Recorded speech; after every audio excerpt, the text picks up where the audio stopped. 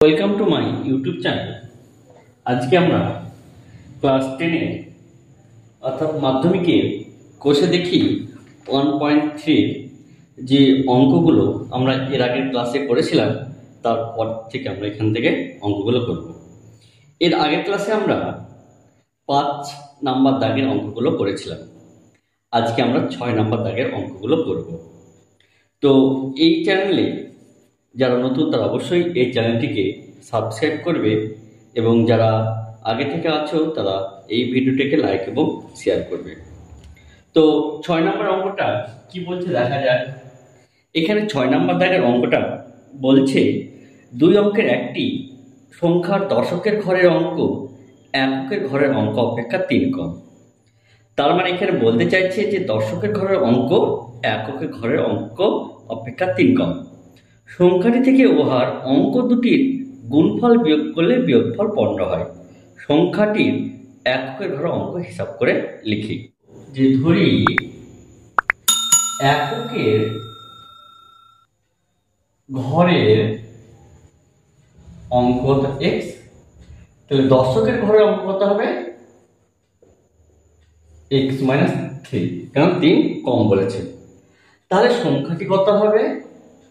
তাহলে সংখ্যাটি হবে 10 × x - 3 + x। তাহলে ক্যালকুলেশন করলে কত হবে 10x - 3 + x, তাহলে কত 11x - 3, 30। তাহলে এইটুকু আশা করি তোমরা বুঝতে পেরেছো।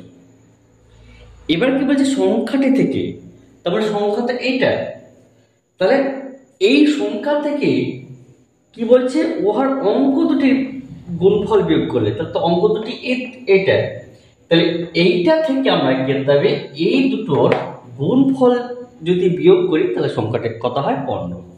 তাহলে আমরা শর্ত অনুসারে লিখতে পারি, তাহলে শর্ত অনুসারে তাহলে সংখ্যাটি থেকে কত বিয়োগ দিচ্ছে এই অঙ্ক দুটির গুণফল, তাহলে বিয়োগ করলে কত হয় বিয়োগফল 15। তাহলে আশা করি এতটুকু বুঝতে পেরেছ। তাহলে এটাকে আমাদের ক্ষেত্রে ক্যালকুলেশন করতে হবে। তাহলে ক্যালকুলেশন করা যায়। তাহলে এটা কত হবে 11x - 30 গুণ করে দাও, তাহলে x² প্লাস কত 3x = কত 15। তাহলে দেখো এখানে 11x এখানে 13x, তাহলে -x², তাহলে কত হচ্ছে 14x, 15টা দিকে নিয়ে আসি, তাহলে -30 - 15 = কত 0। তাহলে -x² প্লাস 14x মাইনাস 45 = 0। সবগুলোকে মাইনাস দিয়ে গুণ করে দিচ্ছি, তাহলে কত হবে x² মাইনাস 14x প্লাস 45 = 0। দেখো 45কে যদি আমরা ভাঙি তাহলে কত হয় 5 × 9 = 45। তাহলে এটাকে আমরা লিখতে পারি কত x² minus 9x minus 5x plus 45 = 0। তাহলে এখান থেকে আমরা x কমন নিচ্ছি, তাহলে x যদি কমন নিই তাহলে x - 9, এখান থেকে 5 কমন নিলে x - 9 = 0। তাহলে তাহলে x - 9 কমন, আর এখানে অন্তত x - 5 = 0। তাহলে আমরা জানি যে দুটো পদের গুণফল যদি শূন্য হয় তাহলে তারা কি হবে পৃথক পৃথক হবে শূন্য হবে। তাহলে বলতে পারি x - 9 = 0 অথবা x - 5 = 0। তাহলে x = কত 9 বা x = কত 5। তাহলে এইটুকু আমরা কিন্তু মানটা পেলাম। তাহলে দেখো তাহলে এখানে কত পেয়েছি x = 9 এবং x = কত 5। তাহলে এখানে কিন্তু দেখো কোনোটাই নেগেটিভ আসেনি, তাহলে এখানে আমরা দুটোই মানি কিন্তু আমাদের নিতে হবে। তাহলে এককের ঘর কত 9 হতে পারে অথবা 5ও হতে পারে। তাহলে আমরা অ্যান্সারটা কি লিখবো যে অতএব এককের ঘরের অঙ্কটি হবে কত 9 অথবা 5। ঠিক আছে, তাহলে এই অঙ্কটা তাহলে আমাদের হলো। এরপরে যে নেক্সট অঙ্ক সেটা আমরা কি বলছে সেটা আমরা দেখব। 7 নম্বর অঙ্কটা কি বলছে যে আমাদের স্কুলের চৌবাচ্চায় দুটি নল আছে। নল দুটি দিয়ে চৌবাচ্চাটি 11.1/9 পূর্ণ হয়। যদি নল দুটি আলাদাভাবে খোলা থাকে তবে চৌবাচ্চাটি ভর্তি করতে একটি নল অপরটি নলের চেয়ে 5 মিনিট বেশি সময় নেয়। প্রত্যেকটি নল পৃথকভাবে চৌবাচ্চাটিকে কত সময় পূর্ণ করে সেটা আমরা হিসাব করে বের করতে হবে। তাহলে দেখো ক্লাস 8 আমরা সময়ের যে অঙ্কগুলো ছিল ওই অঙ্কগুলো যদি মনে থাকে তাহলে এই অঙ্কটা কিন্তু আমরা খুব সহজেই করে নিতে পারবো। তাহলে আমরা এখানে ধরে নেব যে প্রথমে যেটা বলছে সেটা কি, যে একটি চৌবাচ্চা যদি x মিনিটে পূর্ণ করে তো অপর চৌবাচ্চাটি কত x + 5 মিনিটে পূর্ণ করবে, এটা আমরা প্রথমে ধরে নেব। তাহলে কি বলছে যে ধরি যে প্রথম নল দিয়ে চৌবাচ্চাটি পূর্ণ হয় x মিনিটে, তাহলে দ্বিতীয় নল দিয়ে চৌবাচ্চাটি পূর্ণ হয় কত x + 5 মিনিট। দেখো আমরা যখন ক্লাস 8 এর অঙ্কগুলো করেছিলাম তখন আমরা পুরো কাজটা আমরা কত একাংশ ধরে নেব। তাহলে এখানে আমরা ধরে নিতে পারি যে x মিনিটে প্রথম নলটি দিয়ে চৌবাচ্চাটি পূর্ণ হয় কত একাংশ। তাহলে 1 মিনিটে চৌবাচ্চাটি কত কত অংশ পূর্ণ হবে 1/x অংশ। তাহলে আমরা বলতে পারি যে 1 মিনিটে প্রথম নল দিয়ে চৌবাচ্চাটি পূর্ণ হয় 1/x অংশ। আবার 1 মিনিটে দ্বিতীয় নল দিয়ে চৌবাচ্চাটি পূর্ণ হয় 1/x প্লাস এত অংশ। তাহলে এটুকু দেখো আমরা বুঝতে পেরেছি। তাহলে দেখো আমরা যদি 11 পূর্ণ 1/9 দিয়ে যদি মানে এই দুটো নল যদি একই রকম কাজ করে তাহলে আমরা কি জানি যে এই দুটো নল কি করতে হয়, এদের কাজটা কি করতে হয়, যোগ হয়। অর্থাৎ 1 মিনিটে দুটো নল দিয়ে চৌবাচ্চাটি পূর্ণ করতে হবে 1/x প্লাস 1/x প্লাস 5। দেখো এই অঙ্কগুলো কিন্তু আমরা করেছিলাম। তাহলে আমরা এখানে বলতে পারি যে 1 মিনিটে দুটি নল দিয়ে চৌবাচ্চাটি পূর্ণ হয়, তাহলে কি বলতে পারি 1/x প্লাস 1/x প্লাস 5, তাহলে এত অংশ। তাহলে আমরা যদি 11 পূর্ণ 1/9 মিনিট যদি এই নল দিয়ে জল দিই তাহলে দেখো পুরো চৌবাচ্চাটা কিন্তু পূর্ণ হয়ে যাবে। কারণ এখানে বলেছে যে আমি যদি 11 পূর্ণ 1/9 মিনিট যদি চালাই তাহলে কিন্তু এই টোটাল চৌবাচ্চাটা কিন্তু পূর্ণ হয়ে যাবে। তাহলে আমরা শর্ত অনুসারে কি বলতে পারি যে শর্ত অনুসারে যে 11 পূর্ণ 1/9 1/x প্লাস 1/x প্লাস 5 = 1।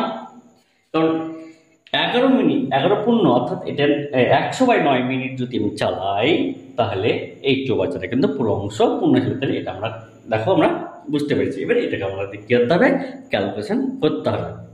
তাহলে এটা ক্যালকুলেশন করে তাহলে কত হবে 100/9, এটা যদি হয় কত হবে x into x5 প্লাস হবে, তাহলে x প্লাস 5 প্লাস x = 1। তাহলে এটা কি হবে, তাহলে দেখো এটা এদিকে চলে গেলে 100/9 আসবে আর উপরে কত 2x প্লাস 5 আর নিচে কত হবে x প্লাস 5 ইনটু কত x আর এটা কত হবে 9/100। ক্রস মাল্টিপ্লিকেশন করি তাহলে কত হবে, তাহলে এদিকের সাথে এদিকে গুণ আর এদিকের সাথে এদিকে গুণ, তাহলে এটার সঙ্গে যদি এদিকে গুণ করি কত হবে 9x² প্লাস 45x আর এদিকের সাথে এদিকের গুণ করলে কত হবে 200x প্লাস কত 500। তাহলে 9x², তাহলে 200x এদিকে নিয়েছো তাহলে মাইনাস কত হবে 155x মাইনাস কত হবে 500 = 0। তাহলে দেখো এটুকু কিন্তু আমরা বুঝতে পেরেছি। এবার আমাদের করতে হবে এটাকে মিলটা করতে হবে। তাহলে দেখো 100 তাহলে 9x² minus 180x plus 25x minus কত 500 = 0।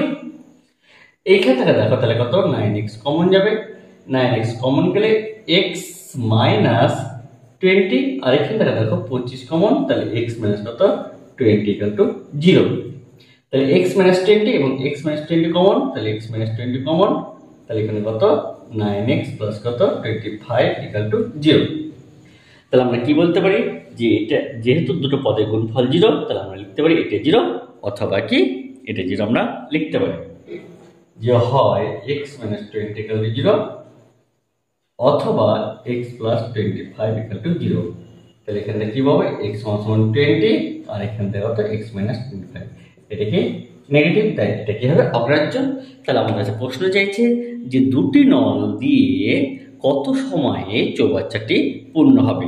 তাহলে x এর মান আমরা কাজ ধরেছিলাম প্রথম চৌবাচ্চাটি অর্থাৎ প্রথম নলটি, তাহলে প্রথম নল দিয়ে চৌবাচ্চাটি পূর্ণ হবে কত 20 মিনিটে, এবং দ্বিতীয় নলটি কি বলেছে যে প্রথম নল অপেক্ষা কত 5 মিনিট বেশি সময় পেয়েছিল।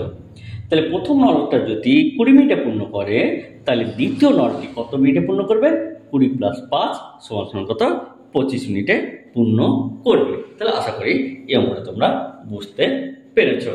তাহলে এরপর যেটা আছে সেটা আমরা নেক্সট অঙ্কটা দেখবো, সেটা কিন্তু ইম্পর্টেন্ট, অর্থাৎ 8 এবং 9টা খুবই ইম্পর্টেন্ট। তার মধ্যে 9 নম্বরের অঙ্কটা কিন্তু ভেরি ভেরি ভেরি ইম্পর্টেন্ট, অর্থাৎ আগের সালে যদি না আসে কিন্তু এবার কিন্তু এই অঙ্কটা খুবই ইম্পর্টেন্ট একটা অঙ্ক। তাহলে 8 নম্বর অঙ্কটা কি বলছে যে পর্ণা ও পীযূষ কোনো একটি কাজ একত্রে 4 দিনে সম্পন্ন করে। আলাদাভাবে একা কাজ করলে পর্ণার যে সময় লাগে পীযূষে তার চেয়ে 6 দিন বেশি সময় লাগে। তাহলে পর্ণা একাকে কত দিনে কাজটি করবে সেটা আমাকে নির্ণয় করতে হবে। তাহলে আমি এখানে ধরে নেব যে ধরা যাক যে পর্ণা একা কাজটি একদিনে সম্পূর্ণ করে। তাহলে এটা কত 8 নম্বর অঙ্কে। তাহলে ধরা যাক যে পর্ণা একা কাজটি কত একদিনে করে, তাহলে পীযূষ করবে কত দিনে, তাহলে পীযূষ একা কাজটি তাহলে x প্লাস 6 দিনে করবে। তাহলে পর্ণা ও পীযূষ, তাহলে পর্ণা ও পীযূষ একত্রে একদিনে করবে 1/x প্লাস 1/x প্লাস এত অংশ, যেটা আমরা দেখো ক্লাস 8-এ কিন্তু এই টাইপের অঙ্ক আমরা করেছিলাম। তাহলে শর্তানুসারে আমরা কি লিখতে পারি যে শর্তানুসারে তাহলে 4 into 1/x plus 1/x plus 6 equal to কত 1। তাহলে আমরা বলতে পারি। এবার এটাকে কিন্তু আমাদের একটু ক্যালকুলেশন করতে হবে। তাহলে ক্যালকুলেশন করলে আমাদের কত আসবে, তাহলে 4, তাহলে এখানে বসাবো কত x into x plus 6, তাহলে x plus 6 plus x equal two কত 1। তাহলে এটা কত হবে 4 into 2x plus 6 বাই কত x square plus 6x equal to 1। তাহলে কত 8x প্লাস কত 24 ইকুয়াল টু কত x স্কয়ার প্লাস কত 6x। তাহলে x স্কয়ার তাহলে minus 2x minus 24 equal to 0। তাহলে আশা করি দেখো অঙ্কটা বোঝা গেছে। তাহলে এবার কিন্তু এটাকে মিল ডাউন করবো। তাহলে মিল ডাউন করলে x square minus 6x plus 4x minus 24 equal to কত 0। তাহলে এখান থেকে x কমন নিলাম, তাহলে x মাইনাস 6 আর এখান থেকে দেখো 4 কমন নিলাম, তাহলে x মাইনাস 6 ইকুয়াল টু 0। তাহলে x মাইনাস 6 আর x প্লাস 4 ইকুয়াল টু 0। তাহলে আমরা কি বলতে পারি যে হয় x মাইনাস 6 ইকুয়াল টু 0 অথবা x প্লাস 4 ইকুয়াল টু 0। তাহলে বা x ইকুয়াল টু 6 বা x ইকুয়াল টু মাইনাস 4। তাহলে দেখো আমরা পেয়ে গেলাম। তাহলে এই মানটা কি ঋণাত্মক, অর্থাৎ দিন সংখ্যা কি ঋণাত্মক হতে পারে না। তাহলে দিন সংখ্যা নেগেটিভ হতে পারে না। তাহলে আমাদের মানটা কত নেব যে 6 নম্বর। কিন্তু আমাদের কি চাইছে যে পর্ণা একাকি কতদিনে কাজটি শেষ করবে। তাহলে পর্ণার আমরা কাজটা কত ধরেছিলাম যে পর্ণার কাজ কত ধরেছিলাম x। তাহলে x এর মান কত পেয়েছি 6। তাহলে অতএব পর্ণার কাজটি শেষ করবে কত 6 দিনে কিন্তু কাজটা শেষ করবে। তাহলে আশা করি দেখো এই অঙ্কটা তোমরা বুঝতে পেরেছো। এইবার যে অঙ্কটা করব কিন্তু এইবারে মাধ্যমিকের জন্য ভেরি ভেরি ভেরি ইম্পর্টেন্ট একটা অঙ্ক, তাই এই অঙ্কটা তোমরা মন দিয়ে ভালো করে কিন্তু একটু অঙ্কটা বোঝার চেষ্টা করবে। তাহলে 9 নম্বর অঙ্কটা কি বলছে যে কলমের মূল্য প্রতি ডজনে 6 টাকা কমলে 30 টাকায় আরো 3টি কলম বেশি পাওয়া যায়। তাহলে কমার পূর্বে প্রতি ডজন কলমের মূল্য নির্ণয় করি। তাহলে আমরা ধরে নেব যে পূর্বে প্রতি ডজন কলমের মূল্য কত, x টাকা। তাহলে 9 নম্বর অঙ্কটা কি বলছে যে ধরি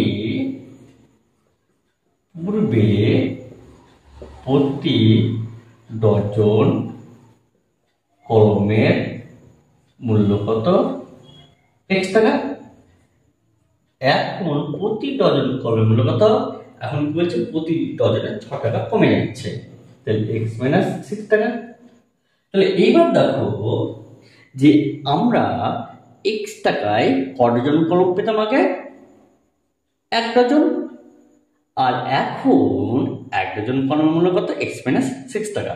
তাহলে আমি বাজার কত টাকা নিয়ে গেছি, বাজার 30 টাকা কিন্তু নিয়ে গেছি। তাহলে এই 30 টাকায় আমি কত ডজন কলম পাবো সেটা দেখে নেব। তাহলে আমি লিখব তাহলে পূর্বে x টাকায় কলম পাওয়া যেত কত, 1 ডজন। তাহলে 30 টাকায় কলম পাওয়া যেত কত, তাহলে 30 বাই x টাকা। তাহলে এটা বোঝা গেছে। তাহলে এখন 30 টাকায় কলম পাওয়া যায় তার কত, 30 বাই x মাইনাস 6 টাকা। আশা করি এটুকু বোঝা গেছে।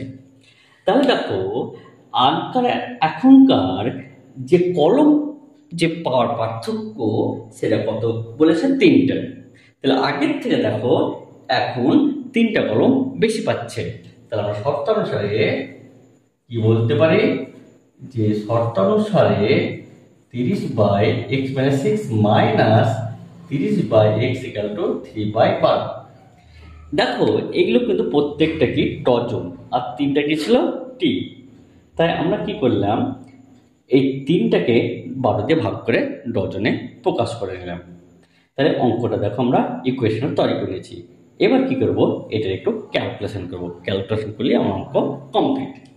তাহলে আমরা কি করব যে 30টা কমন নিলাম, 30 যদি কমন নিই তাহলে লসাগু করতে হবে x ইন্টু এক্স মাইনাস 6। তাহলে x minus x plus 6 equal to এটা কত হবে 1/4। 3টা কাটাকাটি করলাম, তাহলে ওপর দেখো তাহলে x কেটে গেল। তাহলে 30 দিয়ে যদি 6 গুণ করি তাহলে কত 180, আর এটা কত হবে x square minus 6 equal to কত 1/4। আমরা যদি ক্রস মাল্টিপ্লিকেশন করি তাহলে x square minus 6x equal to 472 মানে 720। তাহলে আমরা পাবো তাহলে x square minus 6x minus 720 equal to কত 0। তাহলে এটাকে যদি মিলটাম করি তাহলে আমরা কত পাবো যে x square minus 36x plus 24x minus 720 equal to 0। তাহলে এটাকে আমরা কি করতে হবে, সলভ করতে হবে। তাহলে দেখো তাহলে এখান থেকে আমরা x যদি কমন নিই তাহলে x মাইনাস 30, আর এখান থেকে দেখো 24 কমন, তাহলে 24 যদি কমন নিই তাহলে কত হবে x মাইনাস 30 ইকুয়াল টু কত 0। তাহলে বা তাহলে x মাইনাস 30 তাহলে x প্লাস কত 24 ইকুয়াল টু 0। তাহলে আমরা কি বলতে পারি যে হয় x মাইনাস 30 ইকুয়াল টু 0 অথবা x প্লাস 24 ইকুয়াল টু 0। তাহলে x সমান সমান কত 30 বা x সমান কত মাইনাস 24। তাহলে এটা কি ঋণাত্মক, তাহলে কলমের মূল্য ঋণাত্মক হতে পারে না। তাহলে কলমের মূল্য ঋণাত্মক হতে পারে না। তাহলে এটা বোঝা গেল। তাহলে পেনের দাম তাহলে কত হবে, তাহলে 1 ডজন কলমের দাম কত 30 টাকা ছিল, এটা আমরা তাহলে বের করতে পারলাম। তাহলে আশা করি এই অঙ্কটা পরীক্ষায় পাওয়া যাবে। এই অঙ্কটা কিন্তু খুবই খুবই ইম্পর্টেন্ট একটা অঙ্ক। তাহলে বোঝা গেল। তাহলে এই টাইপের অঙ্ক যদি এই চ্যানেল পেতে চাও তাহলে অবশ্যই এই চ্যানেলটিকে লাইক এবং সাবস্ক্রাইব করবে। তাহলে এই পর্যন্ত আমাদের